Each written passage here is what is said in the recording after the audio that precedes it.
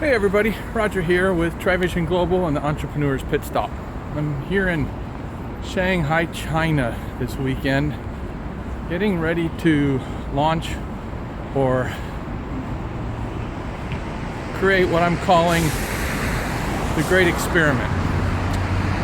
I've been pondering this concept a little bit, and it kind of stemmed from my own frustration of trying to grow and build my own business while dealing with an unsettling feeling I had in my inner being. Sorry, it's a little noisy here, but bear with me as I share this post with you. I have had this is gonna, like I said, it's a great experiment, right? So you're gonna deal with, you're gonna contend with my own thinking process here at the moment, raw, without refinement, just coming you straight from the gut here. I'm on my way to a park that's close by to the hotel I'm staying at. I heard it's pretty beautiful, and on the way I thought I'd go ahead and share this post with you. So again, it's called The Great Experiment, and it's stemming from a frustration and an internal dissatisfaction I've had on the inside of me for some time. I've kind of grappled with how do you integrate the spiritual aspect of life while at the same time contending with and trying to grow the business side of life. Can they coexist together at the same time, or do they need to be separate? And I'm sensing, and that's why I'm doing this post, is I'm sensing that it's supposed to be both. I'm sensing that the expression of business can be a outward expression of an internal worship that we have. In other words, that our business life can be a reflection, or can be an act of worship, if you will, to God and the spiritual, just as much as pursuing just a spiritual life. But it's going to require a shift in our focus. Let me extend my little thing here so I can try to stabilize it a little bit more. So, again, sorry,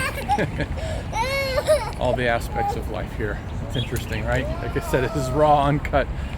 So, I look at what's going on in the world as things seem to be growing more difficult, scarier for some perspectives, worse, the violence that's going on, the catastrophic destruction of human life, of our planet, and there's got to be a better way. There's got to be a way that makes more sense, both for humanity and for each of us, and one that balances out all the aspects of life in a way that we can live well together. You know, a lot of people seem to reject the spiritual aspect of life and not wanting to embrace it. But I think that if you'll take a moment to ask yourself, you know, is there a better way? Can I do this better? Right? We all have to agree that where we have arrived at in our life and in our world is a result of the beliefs that we have, the thoughts that we've been thinking, the decisions that we've made, and the actions that we've took, both individually and cumulatively. We have to all think, if you'd be willing to look at it that way, you'd probably agree with me that that is a truth, right? So I was reading an article a couple days ago, because I know that myself, I sometimes struggle with receiving correction, depending on how it's brought to my attention, right? You know, a lot of times, for all of us, it's sometimes difficult to receive correction, right? But I'm a pilot, I fly, and so when it was brought to me in this manner, I thought, whoa, that's a good way of looking at correction, right? When I'm flying in on final approach and I'm heading towards the landing zone on the runway, there's a glide slope indicator that's there. If you're a private pilot, there's a red light and a green light, and we used to say red over red you're dead, green over green, right? You're going to overshoot the runway. I mean, you want green over green. That's the perfect approach. Green over red, you're low. It's been a while here, but so the idea is that when you're receiving communication from the tower is going to correct you and say you're too low, you're going to crash into the ground, adjust your glide slope, or you're too high, you're going to overshoot the runway. And so with that perspective, I'm willing and desiring correction, right? Because I want to make sure that I land properly on the runway. And that's sort of like it is within life, right? That there's a desired outcome. We all have an internal gyroscope, if you will, that lets us know if we're on track or off track. And a lot of times we don't listen to that internal gyroscope. Our head gets in the way, and we make decisions based on false beliefs of what we think will bring happiness and contentment to our life, or success, if you will. The little path here, I'm checking this out. Thought I'd go this little path. And a lot of times these beliefs that we have, some kids playing with water guns, a lot of these beliefs that we have been either brought to us by those around us, our parents, society, culture. Some of them are true, and some of them don't produce the best results. So I'm sharing that to say that if you're willing to work with me here, set aside your thoughts, your beliefs, and be open to some insights that could perhaps help you reach a better landing. Because only that way can we evaluate, if we reflect back, only that way can we reflect back and evaluate whether or not our decisions are taking us in the right place. So again, this great experiment here has stemmed from the fact that I see society, we don't seem to be getting better, we seem to be getting worse. We have people and different belief systems lifting themselves up and declaring over society that their way is a better way, and yet the way they're going about it doesn't seem to really promote peace. It seems to promote more violence and retribution and anger. And so here's the great experiment. I'm sensing that the way we've been going about things is really wrong. It's not producing the life that we hope. I know myself, I've worked really hard over the years, and to the detriment of my health, the detriment of my family.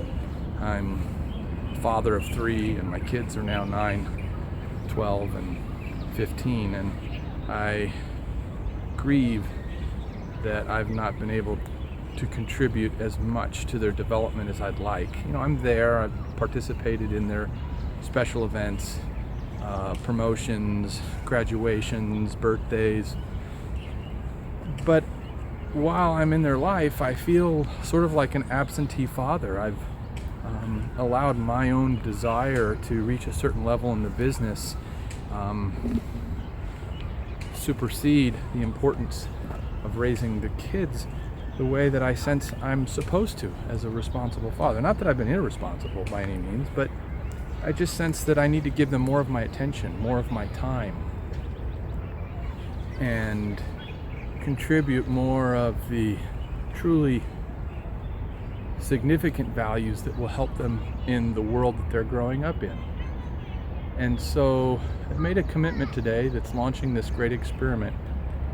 Is I sense that if we'll listen to the heartbeat of our Creator, which beats in our chest, which we sometimes reason away or not accept, and we reason out of our head that we've got to work harder because I got to provide for my family, or all the countless excuses that we come up with. I sense that if we'll listen to the teachings that we find in the scriptural principles of antiquity, that life will turn out a little bit better. And let me share with you why I'm thinking this, because there was a time in my life where I focused on just my relationship with God. I would wake up and I'd spend 4, 5, 6 hours reading the scriptures, and I would find that I could take care of all the tasks of my business from 1 in the afternoon to 7 o'clock at night better than if I woke up early in the morning and started work right away and finished at 1 o'clock in the morning. It happened one day where I was just interested in reading the scriptures that day, and I read till I think almost 2 o'clock in the afternoon. I got a little cameo behind me. Anyways,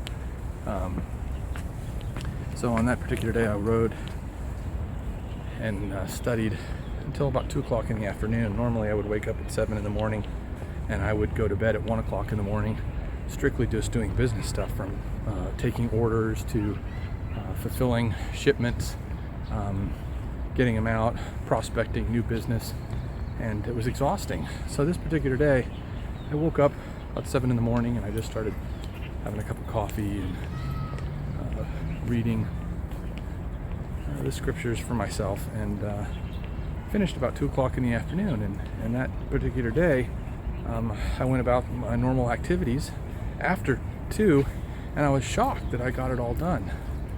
And while the experience was impactful, I didn't practice it every day.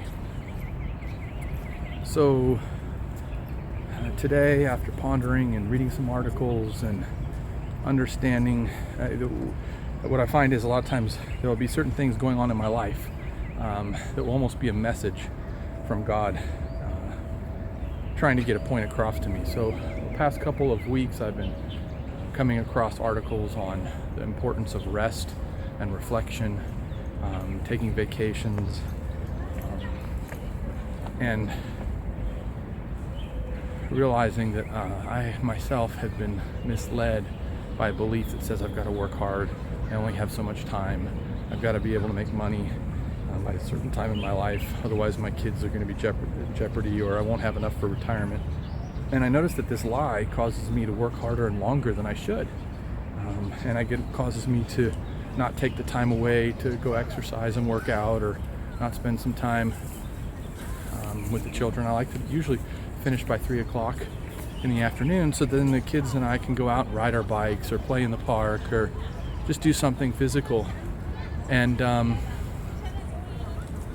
starting to rain a little bit, and so, but I've been neglecting that because I've been caught up in, I got to get this done with the business, I got to get that done, and I realized this is not working.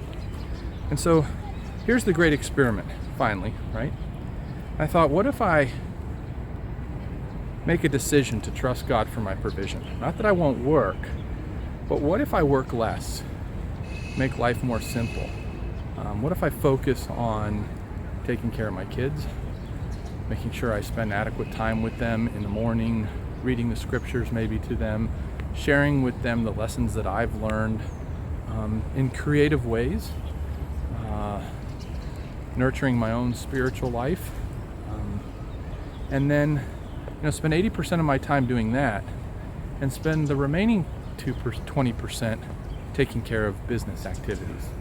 So in the morning, wake up early in the morning, cultivate my spiritual life, then spend the morning taking care of the kids, getting them ready for school, then contributing to their lives throughout the day, and then spend the remaining time